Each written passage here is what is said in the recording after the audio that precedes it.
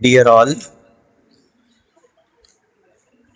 yesterday we see regarding stanza number 22 in which Acharya Mantung had said that your birth is unique, your mother is unique, your birth is unique, and today in stanza number 23 Acharya Sri Mantung Maharaj is giving a new thing that you are a supreme being. You are not a simple being, rather, you are a supreme being. Why? Because who possess the influence of the sun, and you are free from blessism and beyond darkness. Acharya Shri is saying that you are not a simple person. He's saying that Adinath Bhagwan is not a simple person, he is a supreme being, and his shine had influenced the sun, and he is free from blessedness, and he is beyond darkness. And that's why who perfectly realize you, the persons who perfectly realize you, they become free from all karmas. They become free from all karmas, and you are the only auspicious path that lead to the supreme blessedness. That's why you are not a simple one, you are a supreme being. बंधुओं, कल हमने देखा था 22वें काव्य में आचार्य मानतुंग महाराज ने कहा था कि आपका जन्म अनोखा है, आपका जन्म अनोखा है, आपकी माता अनोखी है। विश्व में अनेकों माताएं अनेकों पुत्रों को जन्म देती हैं, लेकिन आप जैसे पुत्र को जन्म देने वाली एकमात्र आपकी जो तीर्थंकर माता है वो सामान्य नहीं है। और कल हमने अनेक कारणों से इस बात को सिद्ध किया था कि तीर्थंकर की माता अन्य माताओं से हटकर है। उनकी बहुत सारी बातें कल हमने देखी थी कि वो माता जिसका गर्भ की रचना भी अलग है, जिनके लिए हमने देखा था कि जिनके लिए 16 स्वप्न आते हैं, जिनके लिए बहुत सारे पुण्य का एक ऐसा उपार्जन रहता है कि तीर्थंकर उनके गर्भ में जन्म लेते हैं। ये कोई सामान्य माता के बस की बात नहीं, सामान्य माताओं के बस की बात नहीं है कि तीर्थंकर बालक को जन्म दे सकें। तीर्थंकर बालक को जन्म देना, और निश्चित रूप से जब माता अनोखी है तो जन्म भी अनोखा है। जन्म के समय की कल हमने चर्चाएं की थी कि जन्म के समय माताओं को पीड़ाएं नहीं होती, जन्म के समय उनकी देह अवस्था नहीं बढ़ती माता की। कितने सारे गर्भ से संबंधित भी चीजें हमने देखी थी। वहां पर नरक में भी वहां पर गर्भ से पहले ही वज्र कपाट की रचना हो जाती है, यहाँ पर गर्भ से पहले ही तीर्थंकरों के आंगन में रत्नों की वर्षा होने लगती है, और गर्भ में आने के बाद तो स्वयं देव कुमारियां माता की सेवा के लिए आ जाती हैं। ऐसा माता का एक पुण्य होता है कि देव कुमारियां आकर जिनकी सेवा कर रही हैं। सामान्य माता में ये पुण्य नहीं रहता। एकमात्र तीर्थंकर की माता का ऐसा पुण्य होता है कि देव कुमारियां आकर उनकी सेवा करती हैं, उनके गर्भ का शोधन करती हैं, उनके हाथ पांव दबाती हैं, उनके लिए स्नान आदि हर प्रकार की क्रियाओं में सहयोगी बनती हैं देव कुमारियां। और फिर जब जन्म की बात आई तब तो कहना ही क्या, खुद स्वधर्म इंद्र उठ के चला आ गया। वहां नरकों में भी शांति हो गई क्षण भर के लिए, स्वर्गों में भेरियां बजने लगी, बहुत सारा स्वधर्म इंद्र का आसन भी कंपायमान हो गया, और ऐरावत हाथी पर विराजमान होकर पूरे दल बल के साथ, पूरे परिवार के साथ, पूरे स्वर्ग के देवताओं को साथ में लेकर धरती पर अवतीर्ण हो गया। एक तीर्थंकर प्रकृति का कैसा बड़ा प्रभाव कि नरकों को भी हिला दिया, स्वर्गों को भी हिला दिया, और मध्यलोक की तो बात ही क्या। फिर स्वयं 1000 नेत्र बनाकर स्वधर्म इंद्र भगवान को देख रहा है, निहार रहा है। निश्चित रूप से कैसा सुंदर वो चेहरा रहा होगा कि स्वधर्म इंद्र जिसे देखकर तृप्त नहीं हो पा रहा, और फिर सुमेरु पर्वत पर जाकर अभिषेक करके भगवान का जन्म कल्याणक मना रहा है। ऐसे आदिनाथ भगवान की मानतुंग आचार्य आज नए सिरे से स्तुति कर रहे हैं और कह रहे हैं कि हे भगवान, आप सामान्य व्यक्ति नहीं हैं।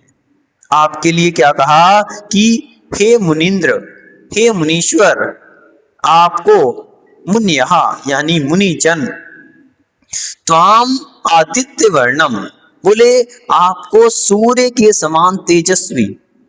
और वास्तविकता तो यह है कि सूरज का तेज भी जिसके सामने फीका पड़ जाए, ऐसे तेजस्वी, अमलम निर्मल, और तमसः पुरस्तात् अंधकार से रहित, ऐसे परमम परमम पुमांस, सामान्य व्यक्ति नहीं, आपको परम पुरुष मानते हैं, सर्वश्रेष्ठ पुरुष मानते हैं।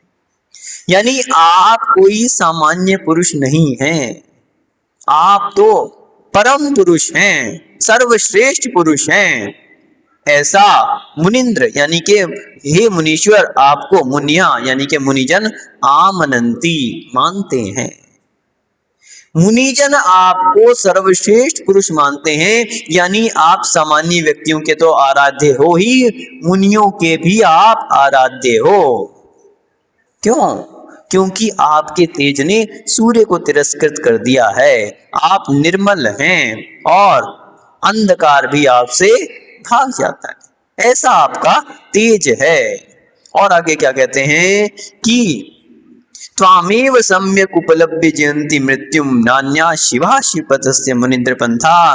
बोले मुनिजन क्यों मानते हैं? क्योंकि शिव, अब शिव की जहां बात आए तो एक कंफ्यूजन खड़ा हो जाता है, ये शिव, ये कौन से शिव की बात हो रही है?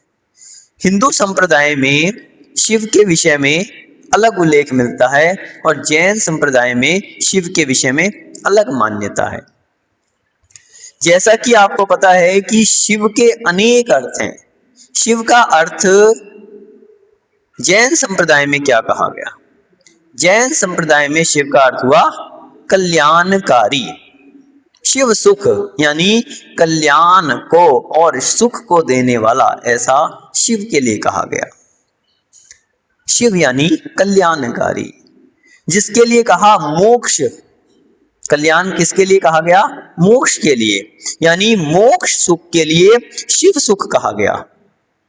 तो आपने शिव सुख को प्राप्त किया है, मोक्ष रूपी सुख को प्राप्त किया है। और जो मोक्ष सुख है वो सामान्य सुख नहीं है, अन्य सभी सुखों से बढ़कर है, और थोड़ा बहुत बढ़कर नहीं है। सामान्य सुख की तो बतलाते हैं कि विषयों का जितना भी सुख है, जितना भी सुख है, संसार के 3 लोक के जितने भी विषयों संबंधी सुख है, उसको सारे को इकट्ठा कर लिया जाए, सारे के सारे को इकट्ठा कर लिया जाए, और एक समय का नहीं, भूतकाल का, वर्तमान काल का और भविष्य काल का जितना भी सुख है, उस सारे के सारे सुख को, विषय संबंधी सुख को इकट्ठा कर लिया जाए और फिर उसको अनंत से गुना कर दिया जाए। उसको अनंत से भी गुना कर दिया जाए तो भी वो सुख जो है शिव सुख के एक क्षण की भी बराबरी नहीं कर सकता। यानी तीनों लोकों का और तीनों कालों का समस्त सुख मिलकर अनंत गुना भी कर दिया जाए तो भी मोक्ष सुख का एक क्षण भी उससे सुख बढ़कर है। इतना बड़ा मोक्ष सुख है, सोचो कितना बड़ा मोक्ष सुख। किसी ने पूछा कि मोक्ष में कैसा सुख है? मोक्ष में दाऊ जी बता सकते हैं मोक्ष का सुख कैसा है? अनंतानुबंधी? अरे क्या बोल रहे हो? गड़बड़ हो गया थोड़े से शब्द। अनंतानुबंधी तो कर्म होते हैं, तो अनंतानुबंधी तो कषाय होती है। अनंत सुख है, अनंत सुख है, अनंतानुबंधी नहीं, अनंत सुख है। तो एक प्रश्न उठा कि आप मोक्ष जाना चाहते हैं या नहीं? एक छोटा सा बच्चा आचार्य विराग सागर जी महाराज के पास आया और आचार्य जी ने उससे पूछ लिया, क्यों बेटे तुम मोक्ष जाना चाहते हो? नहीं। और वो बेचारा सोच में पड़ गया। आचार्य श्री पूछ रहे हैं मोक्ष जाना चाहते हो या नहीं? आकर्ष तुम मोक्ष जाना चाहते हो या नहीं? जाना चाहते हैं। अब वो छोटे बच्चे से पूछ लिया, अब उसे पता ही नहीं कि मोक्ष में क्या होता है। अब वो सोचे क्या उत्तर दें आचार्य श्री की बात का। उसने कहा पहले कुछ बताओ तो सही, मोक्ष के सुख के विषय में होता क्या है ये। बोले वहां पे चॉकलेट मिलेगी क्या? बोले मोक्ष में चॉकलेट मिलेगी? अच्छा ऐसी बोले चॉकलेट, फिर चॉकलेट टॉफी ये सब मिलती है वहां मोक्ष में?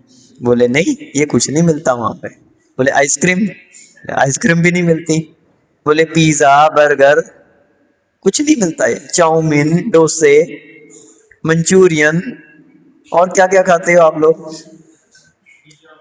पिज्जा बर्गर तो हो गया, पास्ता, और ना जाने ढोकला इडली, बस बस अब आप लोगों के मुंह में पानी आने लग जाएगा। तो वो बच्चा पूछता पूछता चला गया। जब उसे लगा कि मोक्ष में ये सब कुछ तो मिलने वाला नहीं है, तो उसने थोड़ा सा उसका लेवल कम कर दिया। चलो अच्छा कोई बात नहीं, ये सब चीजें नहीं मिलती वहां पे, ब्रेड तो मिल जाएगी? बोले ब्रेड भी नहीं मिलेगी। बोले अच्छा। बोले चलो फ्रूट्स तो मिल जाएंगे वहां पे? बोले फ्रूट्स भी नहीं मिलेंगे। अच्छा, अब तो सोच में पड़ गया।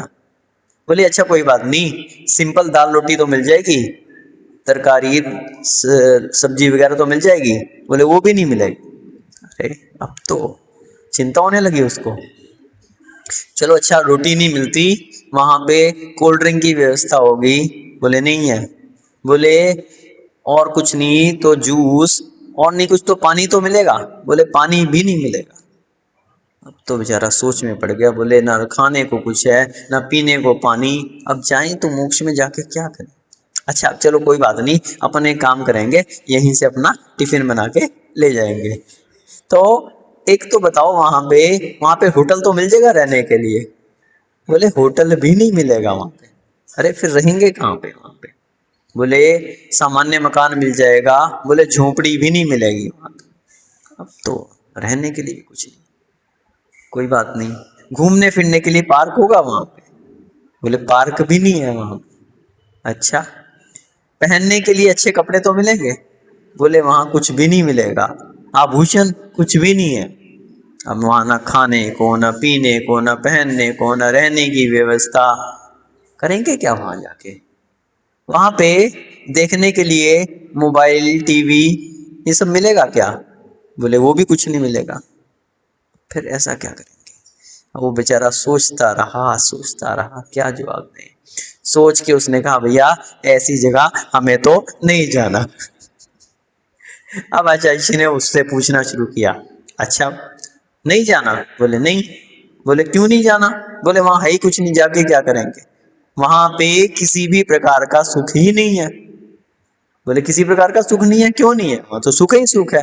बोले कैसा सुख है? ना खाने को है ना पीने को है ना पहनने को है वहां पे, ना रहने के लिए कोई ठिकाना है, टीवी है ना मोबाइल है ना स्कूटर है ना गाड़ी है, क्या करेंगे वहां जाके? बोले ये बताओ तुम भोजन क्यों करते हो? बोले भूख लगती है इसलिए भोजन करते हैं। बोले वहां पे भूख ही नहीं लगेगी? भूख ही नहीं लगेगी तो कुछ खाने की आवश्यकता ही नहीं है। बोले अच्छा। बोले और बताओ कपड़े क्यों पहनते हो? बोले ठंडी लगती है, गर्मी लगती है, बारिश आती है, उन सबसे ठंडी गर्मी वगैरह से बचने के लिए कपड़े पहनते। बोले वहां ना ठंड लगेगी और ना गर्मी लगेगी, कुछ भी नहीं लगेगी। बहुत अच्छी बात है। बोले मकान किस लिए चाहिए? बोले धूप से बचने के लिए, बारिश से बचने के लिए। बोले ना वहां धूप आएगी और ना बारिश आएगी, कुछ भी नहीं आएगा, मौसम बहुत सुहावना रहेगा वहां पे। अच्छा, और बोले गाड़ी की आवश्यकता क्यों है? बोले घूमने फिरने के लिए। बोले वहां घूमने फिरने का काम ही नहीं है, वहां पर तो एकमात्र आनंद ही आनंद है। जब व्यक्ति को कोई बीमारी होती है तो उसका रोग के लिए उसको दवा की आवश्यकता पड़ती है, और जिसको कोई बीमारी ना उसको दवाई की आवश्यकता है। जिसके लिए भूख लगे उसको रोटी की आवश्यकता है, और जिसको भूख ही ना लगे कभी, अब रोटी की आवश्यकता नहीं। जिसके लिए प्यास ही ना लगे, पानी की आवश्यकता नहीं। तो बोले वहां पर ये सब समस्याएं ही नहीं है, इसलिए वहां पर अव्यापाद सुख है, जिसमें कभी भी बाधा नहीं पड़ती, ऐसा असीम सुख वहां पर है। बोले अच्छा अगर ऐसी बात है तब तो हम मोक्ष जरूर जाएंगे। तो कहने का तात्पर्य यह है कि मोक्ष सुख जो है वो एक ऐसा है जिसके लिए कहा कि कल्पना से भी जो अतीत है। वाणी से भी जिसका वर्णन किया नहीं जा सकता, क्योंकि वो असीमित है। सीमित बात को तो वाणी कही जा सकती है और असीमित बात को थोड़ी कह सकती है। तो ऐसा वहां का शिव सुख, ऐसा शिव सुख यानी कल्याणकारी मोक्ष सुख को आपने प्राप्त किया है। अब शिव की जब बात आती है तो हिंदू संप्रदाय में शिव का एक अलग रूप दिखता है। शिव जिसके लिए बहुत सारे नाम आते हैं, कोई महादेव कहता है, कोई शंकर कहता है, कोई भोलेनाथ कहता है, कोई नीलकंठ, कोई त्रिलोचन, कोई पशुपतिनाथ, कोई महेश, कोई भोले भंडारी, कितने सारे नाम शिव के आते हैं। अब बात यह है कि यहाँ पर आदिनाथ भगवान की चर्चा हो रही है और यहाँ पर मानतुंगाचार्य शिव की बात कर रहे हैं। ऐसा क्यों? तो वास्तविकता में जब हम शिव के स्वरूप को देखते हैं तो हमें ऐसा लगता है कि ये जो शिव का स्वरूप है ये वास्तविकता में आदिनाथ भगवान के स्वरूप का वर्णन करके उसको किसी कवि ने अथवा किसी शिल्पकार ने अथवा किसी चित्रकार ने उसको वैसा रूप बना दिया। जैसे कोई चीज, जब कभी कंप्यूटर नहीं था तो क्या करते थे, सामान्य रूप से कंप्यूटर नहीं होता था तो बच्चों को एक लाइब्रेरी में जाके एक ऐसा दिखा देते थे, एक दिन 2 दिन के लिए उनका प्रैक्टिकल होता था कि ऐसा कंप्यूटर होता है। आजकल तो घर घर में कंप्यूटर है, तो पहले इस तरह से नहीं था। आज से 25 साल 30 साल पहले घर घर में कंप्यूटर नहीं रहते थे, तो बच्चों को लाइब्रेरी में एक दिन उनका विशेष पीरियड रहता था, सारे बच्चों को एक साथ बुला के और दिखा दिया जाता है ये कंप्यूटर है, ये ऐसा ऐसा हुआ करता है। हम लोग भी जब बहुत छोटे छोटे थे स्कूल में तो उस समय कंप्यूटर की जब नई क्लास शुरू हुई थी तो ऐसा दिखा दिया जाता था कि बस ऐसा कंप्यूटर होता, और वो भी कैसा, छोटी सी स्क्रीन रहती थी उसकी, ब्लैक एंड व्हाइट और इस टाइप का। वो आजकल तो बहुत बड़ी। तो ऐसे जब शिव के विषय में बात आई, अब शिव का स्वरूप लोगों ने शास्त्रों में पढ़ा, अब शास्त्रों में पढ़ा देखा तो है नहीं, अब उसको उन्होंने एक रूप बना दिया, उसका एक रूप बना दिया उस वर्णन को सुन के। वो कैसे बनाया? तो शास्त्रों में बात आई, या यूं कहें कि शिव के स्वरूप को देख के हम आदिनाथ भगवान के स्वरूप को जब चिंतन करते हैं तो वो कैसे उसमें उसका कंपैरिजन किया जा सकता है। तो शिव का स्वरूप जब हम हिंदू शास्त्रों में देखते हैं तो त्रिशूल को धारण किए हुए, उसने क्या किया हुआ है, एक त्रिशूल को लिए हुए। अब ये त्रिशूल क्या है? 3 शूल यानी रत्नत्रय, जिनके द्वारा शत्रुओं का संहार किया जाता है। तो हे आदिनाथ भगवान, आपने रत्नत्रय रूपी त्रिशूल के द्वारा कर्म रूपी शत्रुओं को संहार कर दिया है। ऐसे आदिनाथ भगवान हैं। शिव के लिए बतलाते हैं कि कैलाश पर्वत पर निवास करते हैं, और आदिनाथ भगवान को मोक्ष कहां से हुआ था? कैलाश पर्वत से हुआ था। शिव के लिए बतलाते हैं कि गंगा उनके पास से उनसे निकलती है। तो वास्तविकता में गंगा रूपी नदी जिसकी धारा निकलती है वो वास्तविकता में क्या है? ज्ञान गंगा, जिनवाणी, जिनेंद्र भगवान की वाणी, ऐसी ज्ञान रूपी गंगा। आप पढ़ते हैं ना कि वीर हिमाचल ते निकसी गुरु गौतम के मुख कुंड धरी है, मोह महात्म भेद चली जल की चढ़ता तप दूर करी है। तो वीर हिमाचल से निकली, वीर अथवा महावीर कहो अथवा आदिनाथ भगवान को, कोई भी तीर्थंकर कहो, ऐसे हिमाचल से, हिमालय से, हिमालय यानी कैलाश पर्वत, कैलाश पर्वत से जहां आदिनाथ भगवान का निवास है, तो ऐसे वीर रूपी हिमाचल से जो जिनवाणी, वीर हिमाचल ते निकसी गुरु गौतम के मुख, जिन्हें गौतम रूपी गंधर्वों ने झेला है, ऐसी जिनवानी रूपी गंगा, ज्ञान गंगा जिनके पास से अवतरित हुई है। और आगे देखते हैं अपन, नंदी शिव का वाहन बताते हैं। नंदी यानी बैल, आदिनाथ भगवान का चिन्ह क्या है? बैल है। तो नंदी उनका वाहन बता दिया, वास्तविकता में वो आदिनाथ भगवान का चिन्ह है। जिसने प्रतिमा देखी, नीचे बैल देखा, तो उन्होंने उसको शिव का वाहन बता दिया कि नंदी है। और आगे देख लें आप, जो कि जटाजूट को धारण किए हुए, जो शंकर हैं, शिव हैं, उनकी क्या बताई? जटाजूट, बहुत सारी जटाजूट। तो आदिनाथ भगवान ने लगातार 6 माह तक क्या किया था? योग को धारण किया था। और जिस समय योग को धारण करते हैं उस समय केश लोच का विकल्प भी उनके लिए नहीं रहता। तो उनकी जो बाल हैं, केश विन्यास है, वो क्या है? बढ़ गया। आप देखो, यद्यपि 4 महीने में, 6 महीने में बाल ज्यादा नहीं बढ़ते, ये बात तो सही है, लेकिन शिल्पकार एक बात को दिखाने के लिए, इस इतिहास को दर्शाने के लिए कि 6 माह तक उन्होंने योग को धारण किया था, इस कारण उनके बाल बहुत लंबे हो गए। अब आप कहीं भी आदिनाथ भगवान की प्रतिमा देखो तो प्राय करके उसमें यहाँ कंधे तक उनकी चोटी दिखा देती है।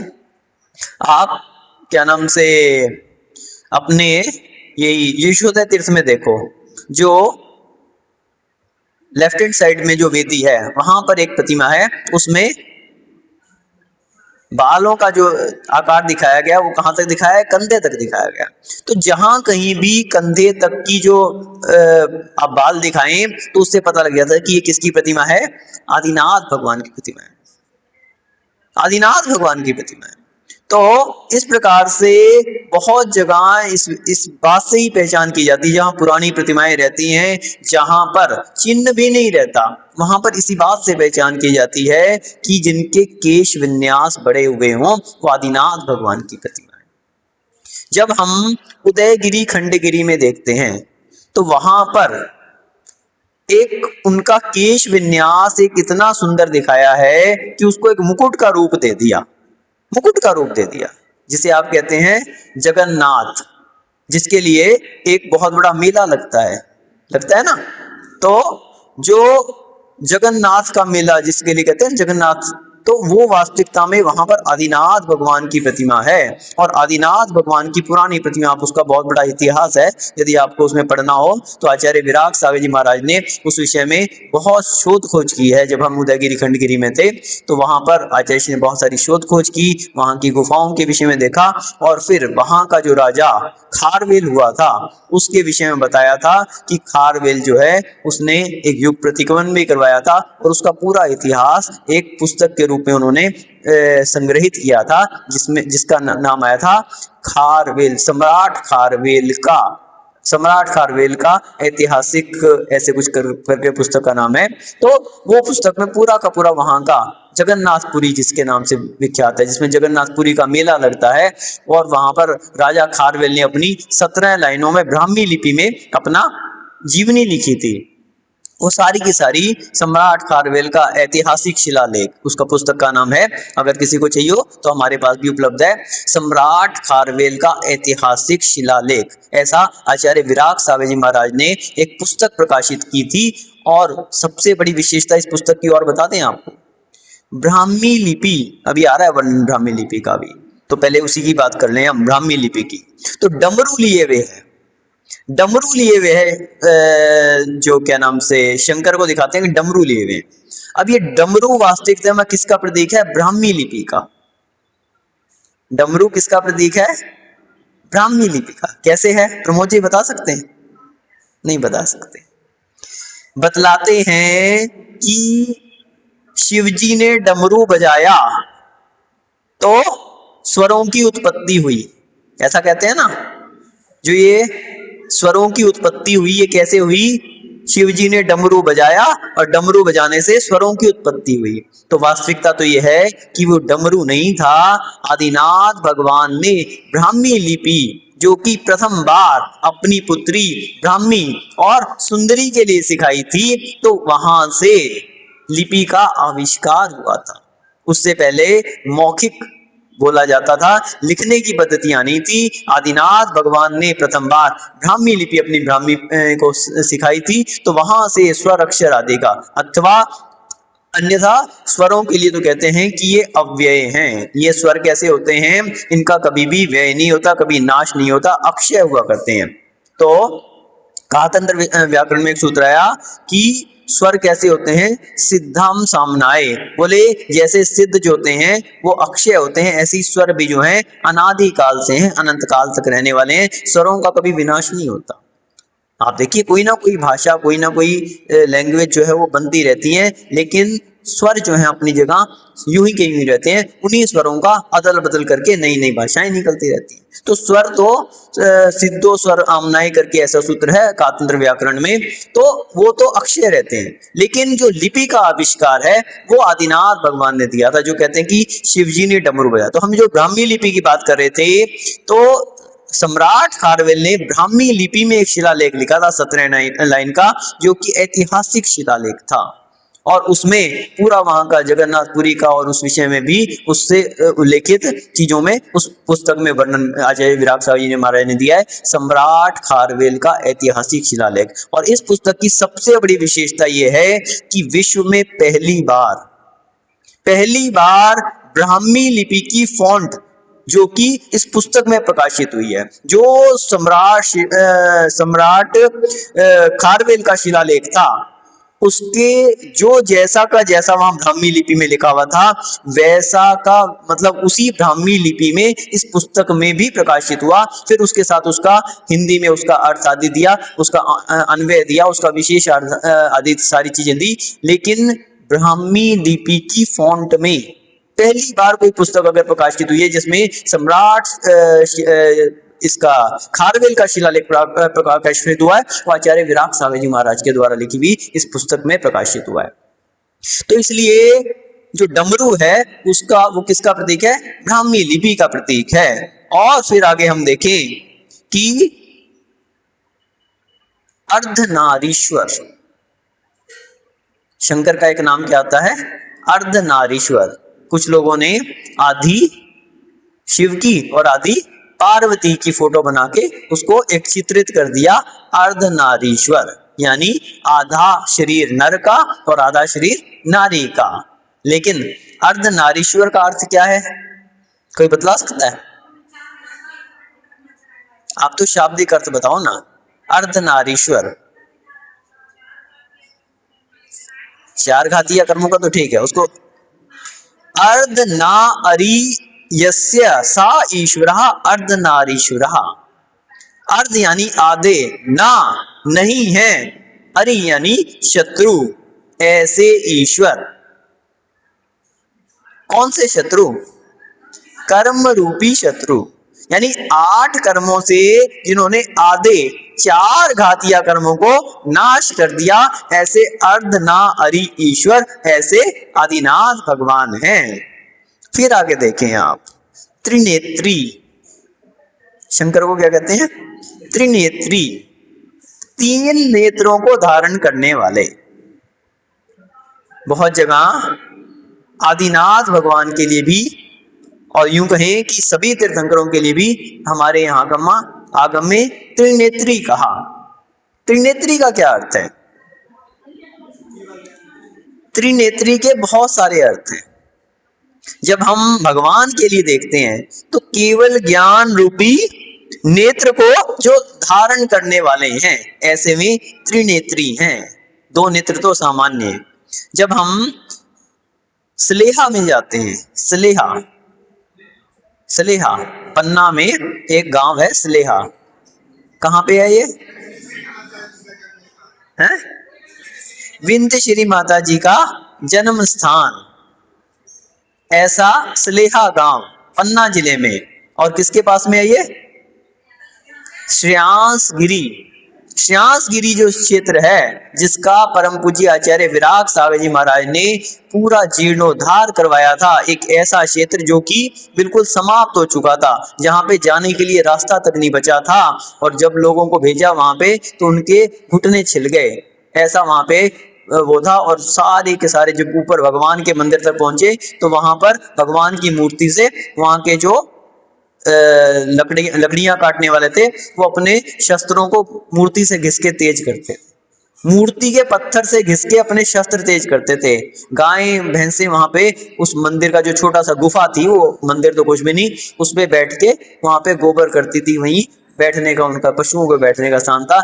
ऐसी जिसकी स्थिति थी वहां पे 1991 में आचार्य ऋषि ने चातुर्मास किया। फिर उसके बाद 2001 में किया, 2003 में चातुर्मास, शायद 2002 में चातुर्मास किया। फिर 2014 में हमें भी आचार्य ऋषि के साथ चातुर्मास करने का उसमें सौभाग्य मिला। फिर उसके बाद अंतिम चातुर्मास भी आचार्य ऋषि का 2023 में श्यासगिरी में हुआ। तो ऐसा क्षेत्र जिसके लिए आज विश्व के धरातल पर एक प्रमुख स्थान रख रहा है, जो एकमात्र परम पूज्य आचार्य विराग सागर जी महाराज की देन है, ऐसा श्यासगिरी क्षेत्र। और उसके पास एक गांव है स्लेहा। वहां पे मंदिर में एक प्रतिमा है, उसमें 3 नेत्र बने हुए हैं। वहां माथे पर भी एक नेत्र बना हुआ है, तो त्रिनेत्री का प्रतीक। तो भगवान के लिए त्रिनेत्री क्यों कहा? क्योंकि केवल ज्ञान रूपी नेत्र को धारण कर। और मुनियों के लिए भी त्रिनेत्री कहा, क्यों कहा?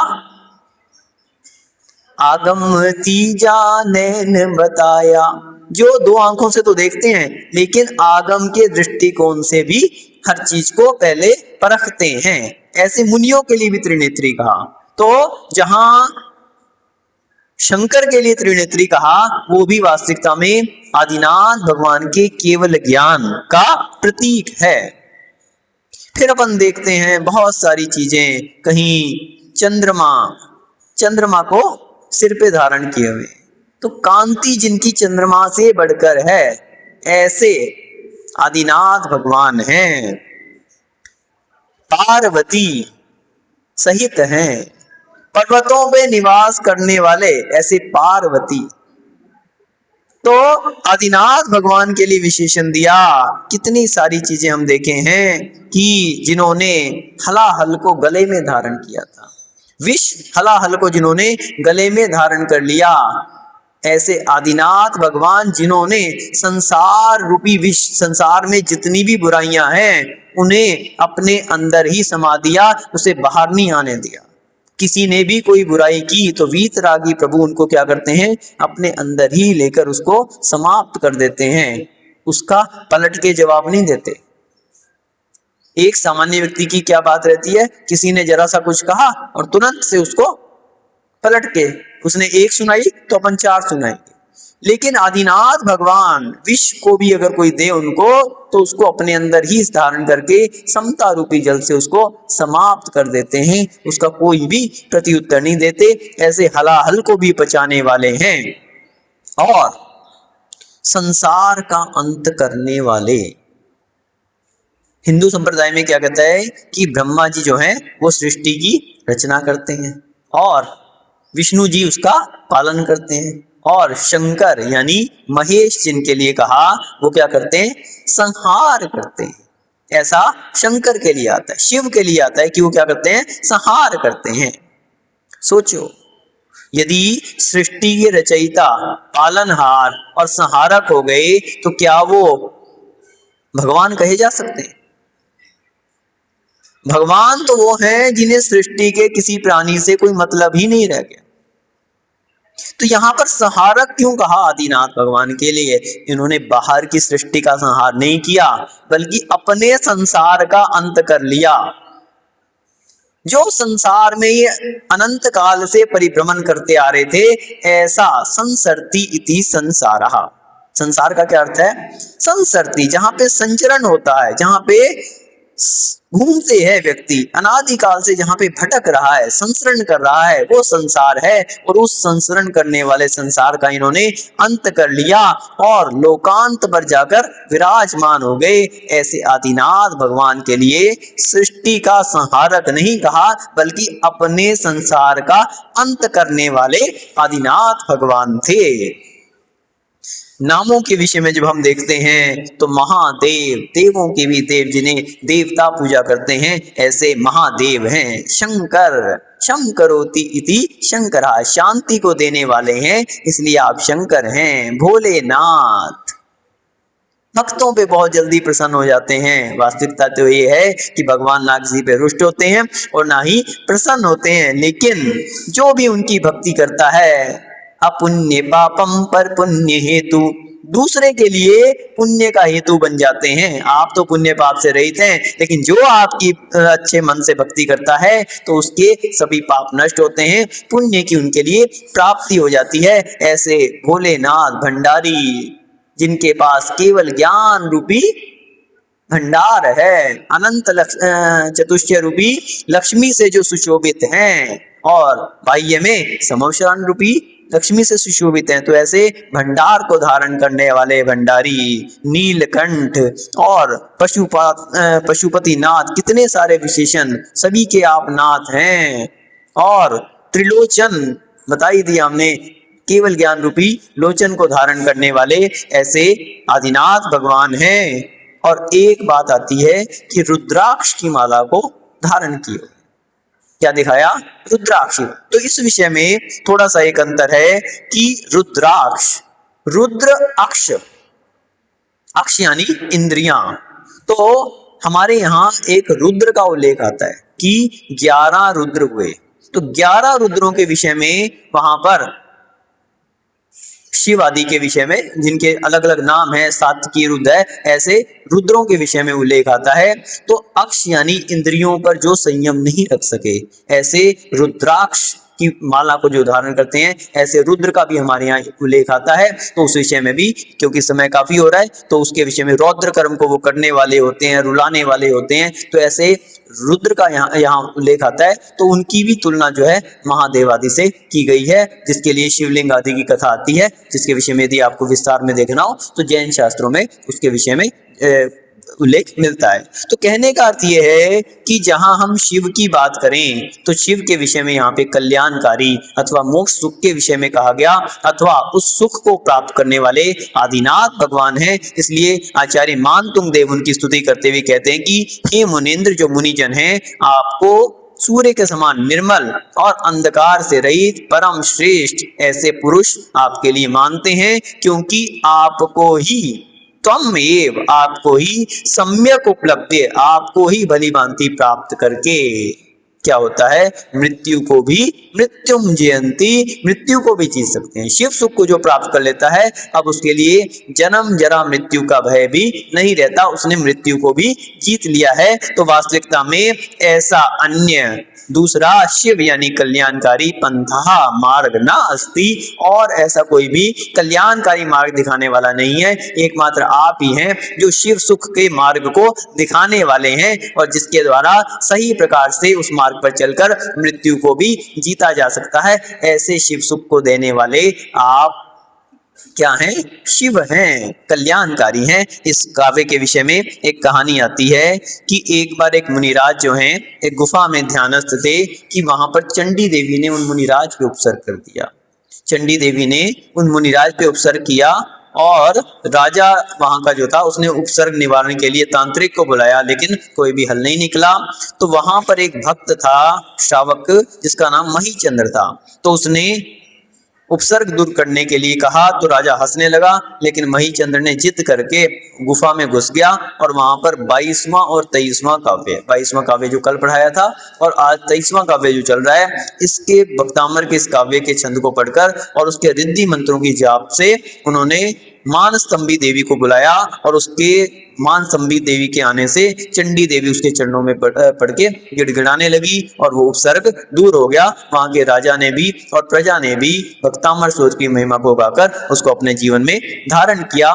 ऐसा ये भक्तामर स्तोत्र है जिसके एक एक काव्य का बहुत बड़ा महत्व है, बहुत बड़ा महत्व है। और आपके लिए तो एक ऐसा अवसर मिला है कि एक एक काव्य पे एक एक प्रवचन और प्रतिदिन भक्तामर का विधान, शाम को भक्तामर उच्चारण की क्लास, ऐसी बहुत सारी उपलब्धियां, प्रश्न मंच, ऑनलाइन ऑफलाइन प्रतियोगिताएं, ऐसा 48 दिवसीय भक्तामर शिविर चल रहा है।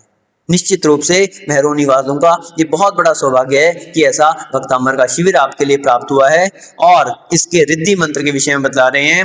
हाँ, एक बात और बता दें कि शिविर का जो है ऑनलाइन रजिस्ट्रेशन चल रहा है, और अगर किसी ने नहीं करवाया, क्योंकि सर्टिफिकेट्स उन्हीं को दिए जाएंगे जिन्होंने ऑनलाइन रजिस्ट्रेशन करवा लिया है, और नहीं यदि हुआ है तो हमारे श्रेयांश भैया से उसके विषय में जानकारी ले सकते हैं। व्हाट्सएप ग्रुपों पे उसकी जानकारी भेज दी गई। एक छोटा सा फॉर्म आपको भरना है तो आपका ऑनलाइन रजिस्ट्रेशन इस शिविर में हो जाएगा। जिन्होंने अभी नहीं करवाया, जो लोग भी यहाँ पे आते हैं, प्रवचन सुनते हैं, उनको ऑनलाइन जो रजिस्ट्रेशन करवाएंगे उन्हीं को इसके शिविर के सर्टिफिकेट प्रदान किए जाएंगे। इसका रिद्धि मंत्र हम 23वें काव्य का बता रहे हैं। ओम ह्रीम अरहम नमो आसी विषाणम, ओम ह्रीम अरहम नमो आसी विसाणम। ओम ह्रीम अरहम नमो आसी विसाणम। ये बोलिए आदिनाथ भगवान की